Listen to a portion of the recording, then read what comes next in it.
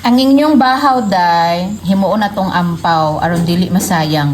Let's go. Hello, it's me, Tiyay Jessa. Ali day maghimo tag ampaw. Trabaho sa akong mama sa una mga bata pa mi, kung naay bahaw, iyahang ibulad sa init. O kung muuga na ni siya, iyang pritohon, himuon iyang pop rice. O pop rice iyang tawag. Nya karon kay tiguang naman ko, nangita man ko radto. Timing pud nga naay bahaw, gignan ako siya. Ayaw na nainita ma. Kay ako na lang ning ibuwad sa init. Kay aron himuon na to pop rice.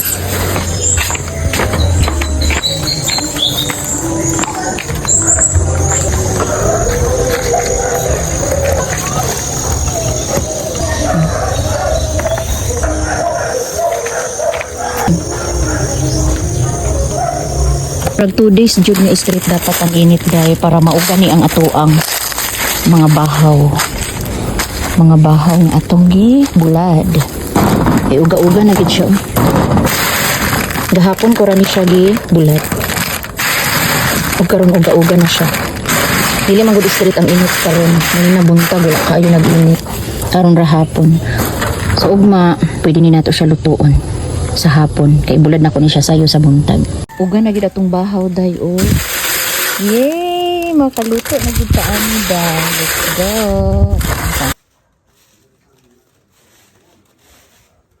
Gamay lang siguro ato ang himuon taron day. Basig ako ray mukaon day. Kaning katunga ugma na sad ni sumod. Nanaon ra nako pagluto day, ibutang kung mulutaw na ay ato dayong haunon. Ang dugay lang gid ani nga process kay ang pagbulad sa bahaw. Pero nagluto sa ila dali ra.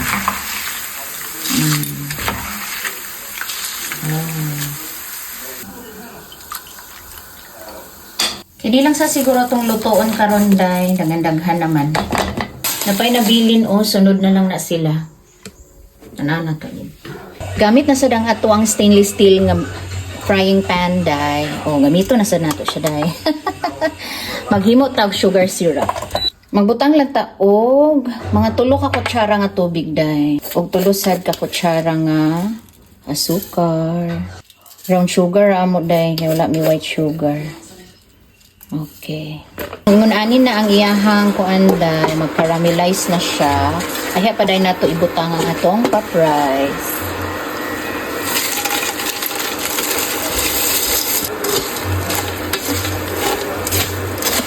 Antod ma-mix nato sila tanan.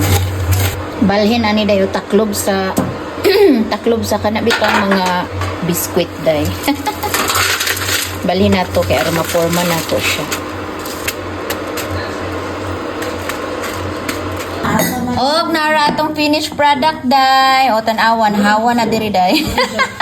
Slice nato. Hala, lami kayo atong ampaw.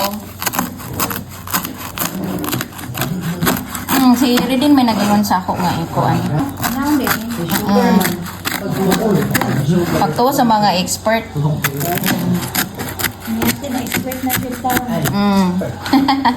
Ang imong bahaw day mamaligya. Ang imong bahaw day mahimo na ang ampaw. Dili na gid masayang atong bahaw day kay mahimo gid siyang ampaw. Okay, let's taste test. Crunchy and very very yummy. Takloban ko niya kay Kayo. kana inyo na.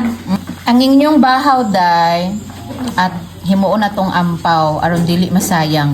Let's go.